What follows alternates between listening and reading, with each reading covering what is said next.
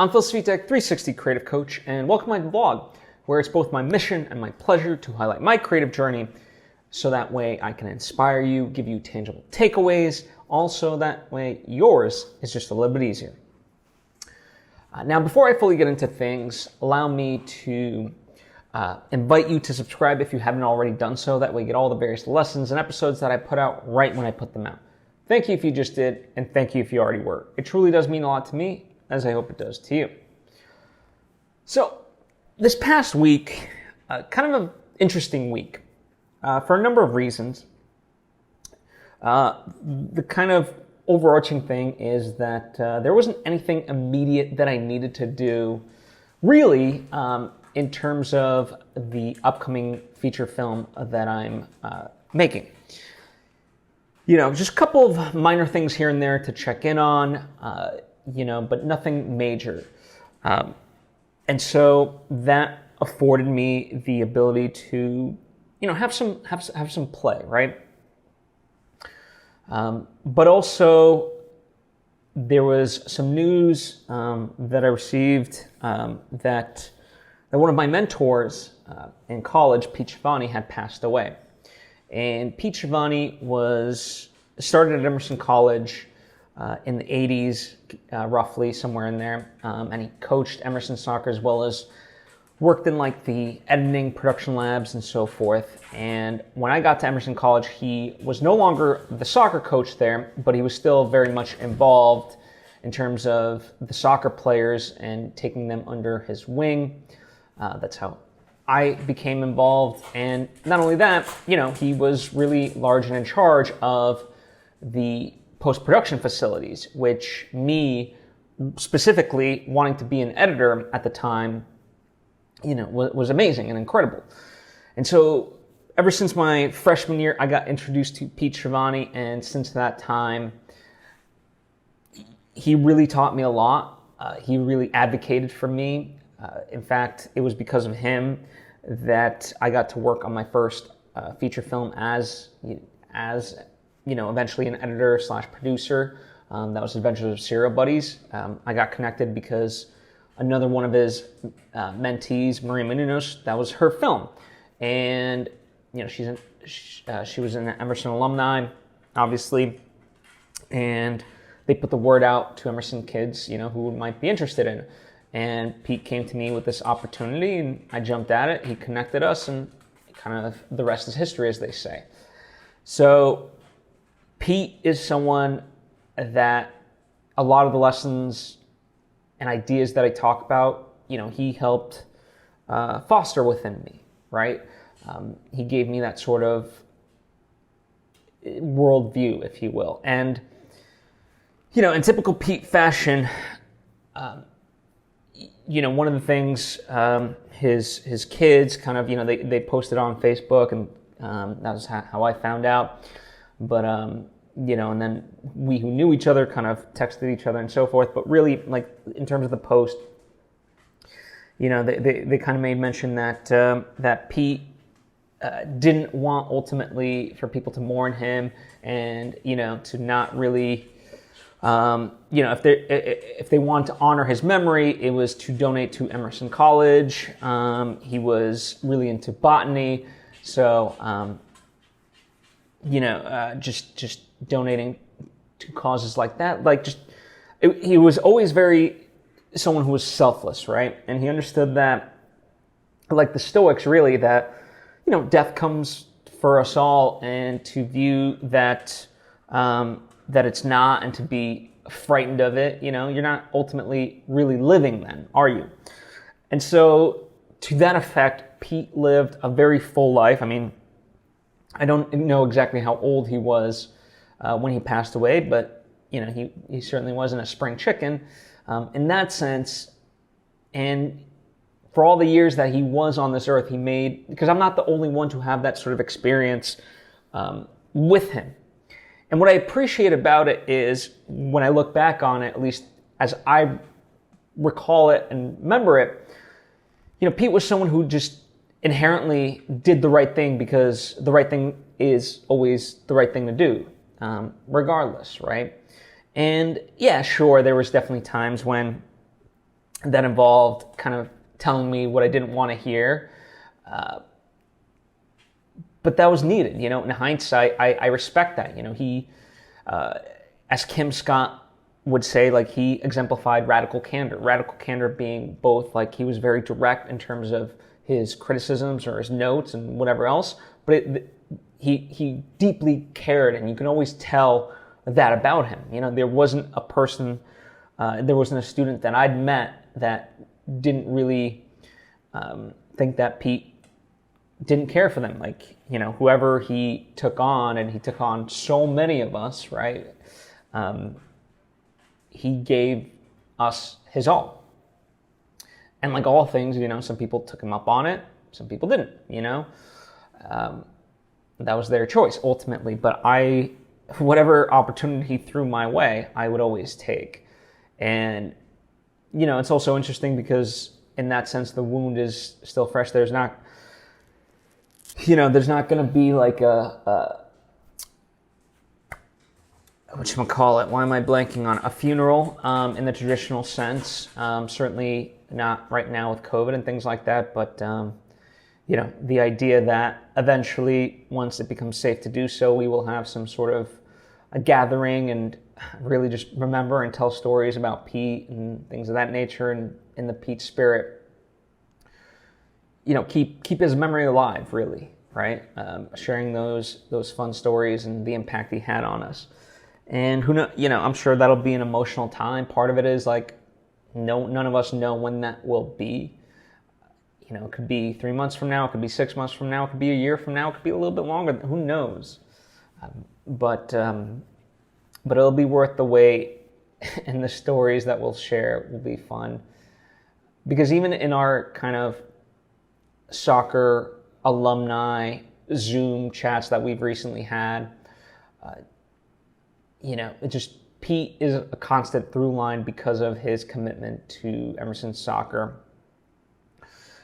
And not just like the love of it, but also, again, his impact is just vast because he wanted to make Emerson a real broadcast school where, yes, we have the sports teams and things like that, but obviously we have an incredible broadcast journalism section, and people want to do sports broadcasting. So the idea that the games would be filmed and commentated and so forth, like that was always a vision of his. And now the fact that I can watch the Emerson soccer live on YouTube, like, we've made strides. That's incredible, and that was all part of a vision that he worked so hard towards. So his memory, his legacy will continue to live on through all of us. And it's sad that he's gone, but he lived a full life, a damn good life, and a very impactful life. And so I'm sure he didn't have regrets, at least that's as I knew him, right? So thank you for kind of going down memory lane with me, and overall really just know that a lot of the stuff that I discuss, the core of it really speaks to Pete's teachings. So there's that. Speaking of kind of remembrance, obviously this past Saturday, September 11th, was the 20th anniversary of the attack on America, really, right? And I posted on Instagram kind of from my 8th grade yearbook. And so our schools were divided like 1 through 4, then middle school was 5 through 8, and then you had high school 9, freshman to senior year. And so really we were like the seniors of middle school. And it was just kind of interesting, in that sense, because you're kind of at the cusp of just becoming a teenager and so forth. And really kind of what that moment and looking back on it encompassed was this idea that now we are the adults. No longer are we those innocent, carefree kids. And, now the responsibility lies with us. And some of the people that I went to high school with, they're married, they have kids, and so forth. I don't think any of them are the age that we were, they're younger, but all the same, the principle still applies of, 20 years has gone by and now we are the adults and we have to kind of do the best we can in terms of what we're able to do.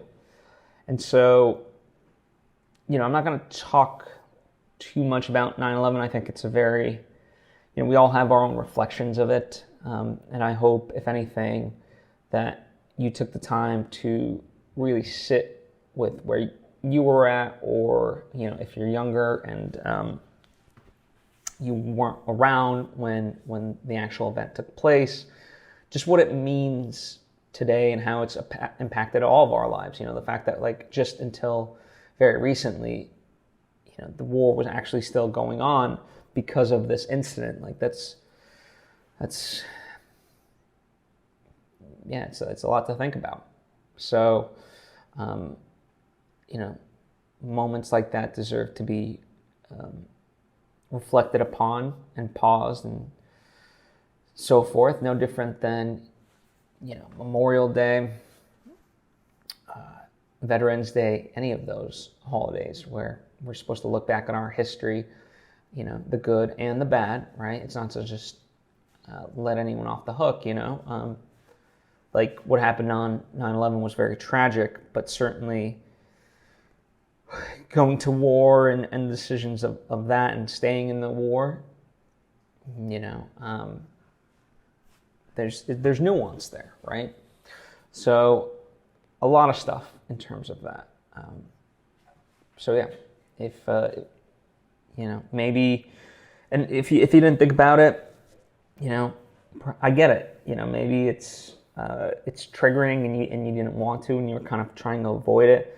But as they say in all self-help, avoiding something doesn't make it necessarily go away. So I think sometimes we just need to sit with certain emotions.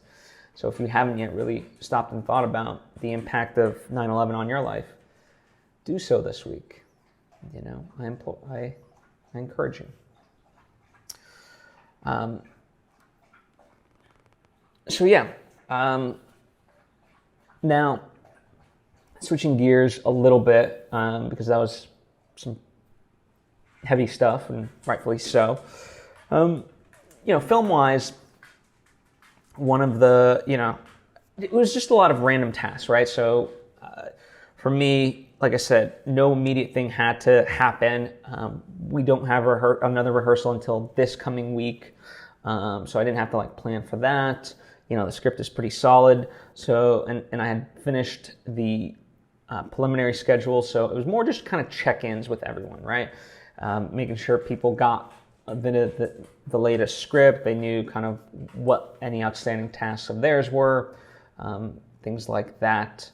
And yeah, one of the things that came out of it, the fun stuff for me is when an actor calls me and they're like, hey, when I say this, what's really the subtext of it? So I had a couple of fun conversations like that, where, I'm just fielding questions more than actually, necessarily having something on my to-do list.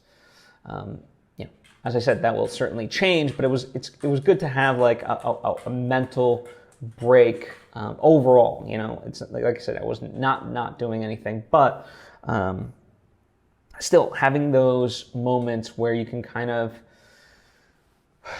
not have it constantly on your mind at the forefront, I think is healthy, because then it allows me to go into this coming week where I do have to have it more top of mind, and I do have more things on my agenda that I have to knock out and dictate and so forth. It gives me a fresher perspective going into those tasks. So I'm grateful for that, and as much as you can in all things, try to the best of your ability, to schedule it in that way, because I think it will yield the results. A lot of people think if you're not constantly working on something that you're messing it up, and it's like that's not always the case. You need that separation from time to time. So as far as just the fun stuff for me, and this is the great part about it, is having that space allows you to just play, because nothing specific has to get accomplished. So I had a chance to go to the Vincent Van Gogh exhibit in Los Angeles. It's an immersive experience, and something that was on my mind, and I'd been planning to go. But if for those keeping track of all these episodes, if you've listened to the past several weeks ones, then as I may mention, I was dealing with the movie stuff, all good things in that way. But then I also was taking care of my dog and her health stuff, so it didn't leave necessarily a lot of room for play. And so this week, because I had the opportunity, things were, I was like, I've been putting off going to the Vincent Van Gogh immersive experience. And so I was like, let's do it. And I tried to get a couple of my friends to go, and just either they weren't interested or timing-wise didn't allow it. And, rather than be deterred and say, okay, well, if they're not going to go, I'm not going to go, whatever. Yeah, just the idea that, like, okay, screw it. I'm just going to go solo. So I got my ticket. I went. And it was incredible. There's no way to really describe it in a way that's going to be meaningful and impactful. But overall, it's a very visual experience. It evokes your senses, right? Because there's audio, there's the visuals, and just even the ambiance of it all, right? Everyone that is there participating with you is also part of the experience, and they dictate the experience, right? It's a symbiotic relationship, because how you interact with the rest of the people also dictates kind of the overall experience. And yeah, it was really, really great. So if you're in LA and you're on the fence about it, my suggestion would be to go do it. And that's overall, getting out of your comfort zone helps as an artist, right? So I knew, as I said, I had the ability to not have specific deadlines this week. So the availability of time on to just either relax or go and do something like this. I took full advantage of it. I both rested and did exciting things. And it just reinvigorates your soul, right? Not everything, like just because I'm a filmmaker doesn't mean I should only watch movies or study film and so forth, right? I think we all need things from multiple places that ignite our soul. And in fact, doing new things unlocks something within us as artists, right? That's one of the beautiful things about it. And so that's why I love exhibits in general. I certainly have gotten to appreciate them more in the past few years. So it was exciting, right? And it gave me some new perspectives and breakthroughs and so forth. The other exciting thing was that one of my friends, Lauren Camp, it's her birthday coming up, and she posted like, hey, would anybody want to do paintball? And Lauren and I know each other, but we don't know each other like that well. So I was like, I DM'd her and I was like, hey, if it's not an imposition, that sounds like a lot of fun. I would love to join. And she's like, yeah, no, of course. The more the merrier type of thing. And she put it all together, and we went to the Hollywood Sports. That's what it's called. And that literally happened today being Sunday. And it was just a blast. I'd never been paintballing before. And again, just kind of all the more reason, like, why not? How many chances am I going to get to experience something like that?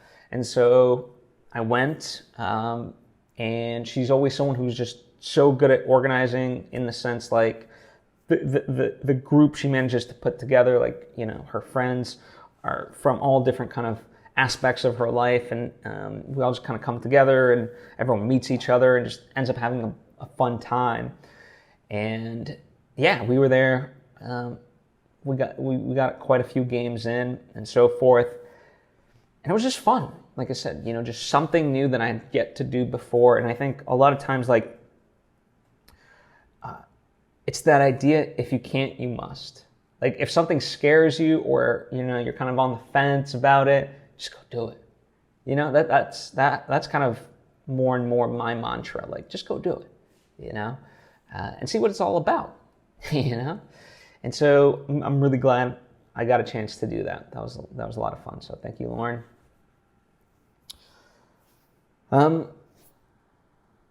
Yeah. So that was that. The other kind of things that I've been checking with one of my friends who's editing his movie. They wrapped towards the mid to late August, and now they're editing. And so, him and I have been kind of going back and forth about stuff. And, a couple of tips that I gave him, just listening to him, I was like, listen, don't worry about color correcting your shots or editing sound that much. Like, as long as you can hear what people are saying, just focus on editing the thing. All that other stuff will come. I promise you. And some people consider it that even like a first pass, right? Like the assembly cut should, be fairly tight and so forth. But for me, listen, if anything, I'd rather just assemble it and then, tweak all the audio after that and so forth. I like to work in phases, because for me, the number one goal, especially of the assembly cut, is just to see what the film is, right? The script as was written, as was intended, let's see that version of it to the best that we can. And I like working at the speed of thought, right? Quickness for me. So, spending an hour on every scene extra just to get some color correction and some sound a little bit better, which ultimately is going to change because it's going to go to color and it's going to go to sound. So the stuff that you're really doing doesn't necessarily have that much of an impact. Excuse me.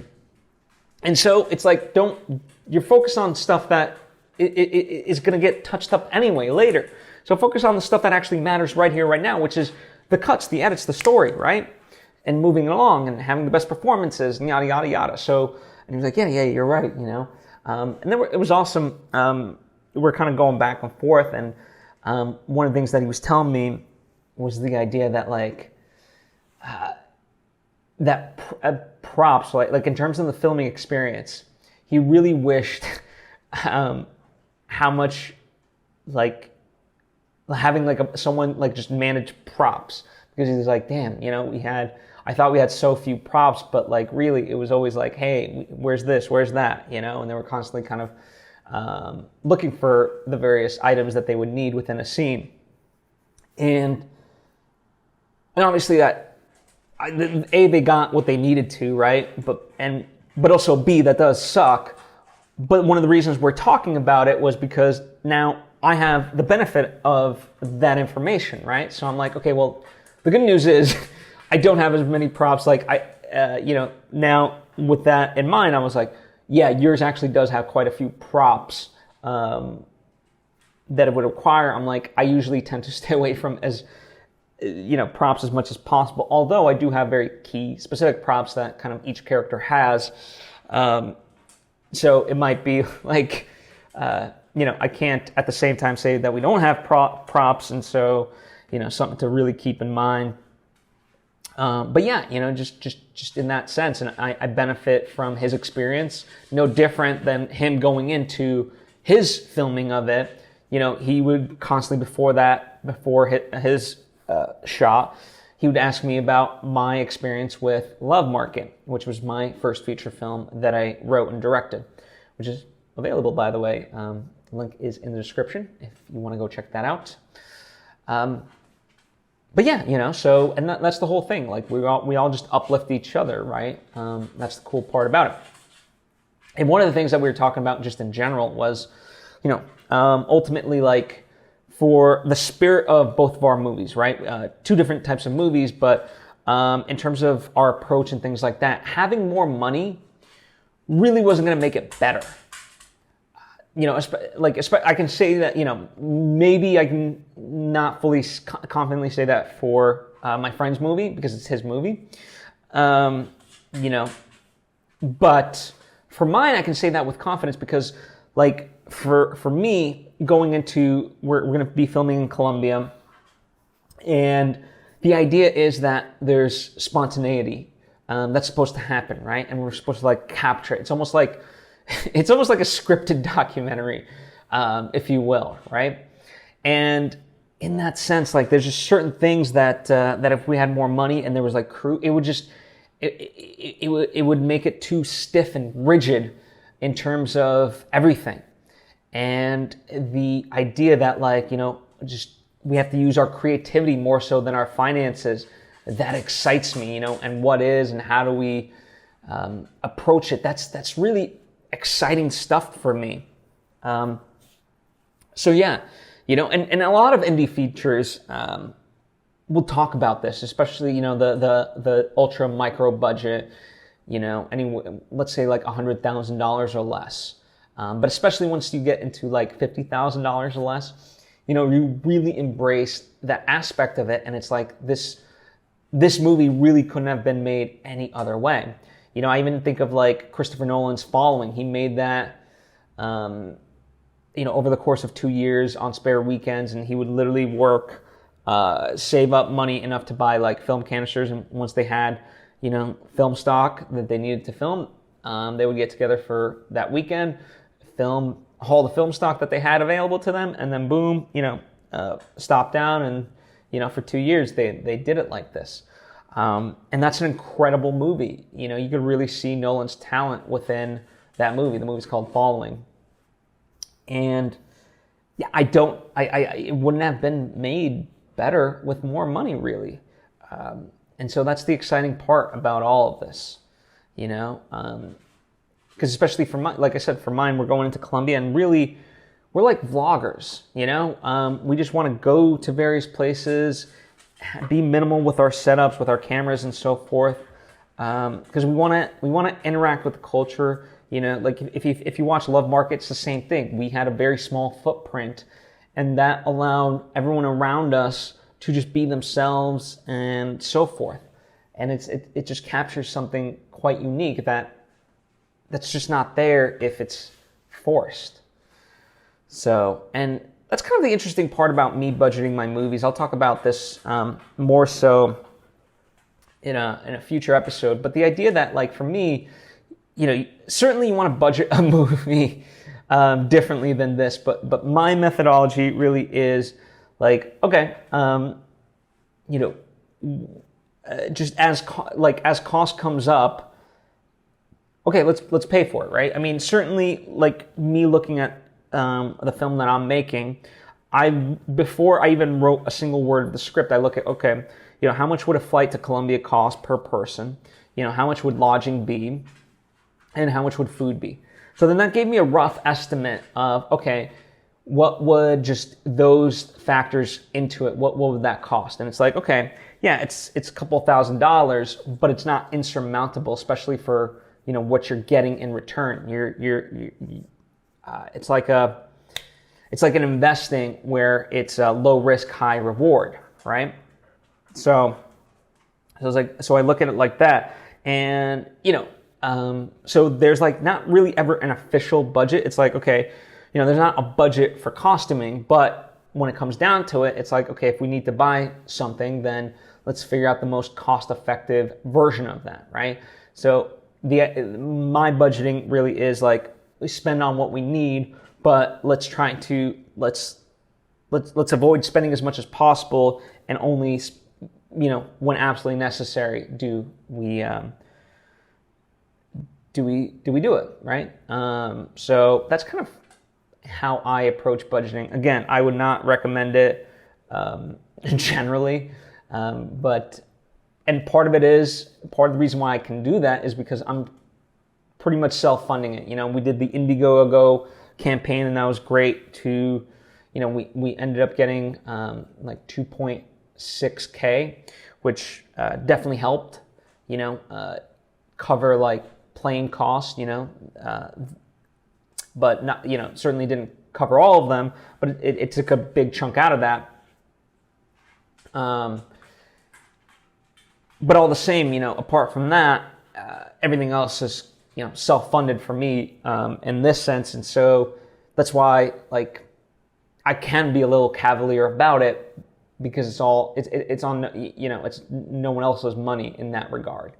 And even though it is my money, like I said, I'm being as frugal, yet making sure that we have a movie that looks good, and, you know, people aren't like sleeping in, you know, random places. You know, like we're gonna eat well. The accommodations we got are really nice. So yeah, that's kind of how I approach stuff.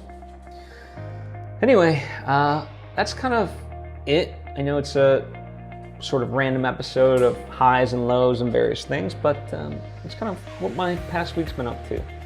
As always, feel free to ask questions. It could be about any of the stuff that I talked about. It could be about stuff that I didn't talk about, right? Would be happy to converse with you. Comment down below or hit me up on social media at Svitek. Thank you, as always, for taking the time to tune in. I appreciate you. I hope to see you next time.